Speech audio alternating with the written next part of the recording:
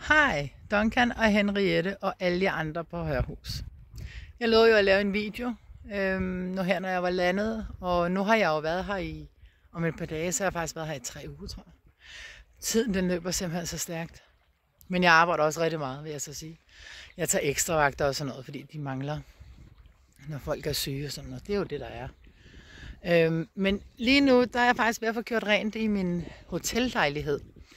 Jeg har sagt nej til en lejlighed, som jeg får tilbudt. Den var virkelig lækker, men der var faktisk mus i lejligheden, så skal jeg ikke have den. Men jeg vil lige vise jer, for jeg er lige ude at gå tur, så jeg vender lige. Så kan jeg se byen. Der er is på søen. Sidste gang, altså for nogle dage siden, 3-4 dage siden, gik jeg på den anden side over ved det bjerg der. Der var is over det hele, så den er altså smeltet nu. Så jeg sidder faktisk her, og så har jeg ryggen bjerg. Der er virkelig stejlt. Det har ikke regnet heroppe. Solen skinner for det meste, og det blæser nærmest ikke. Men der er meget is ude i fjorden. Det forsvandt så i går, men det er fordi, så har vinden vendt eller et eller andet. Men der er rigtig meget drivis, som gør nogle gange, kan skibene ikke komme ind og læse af.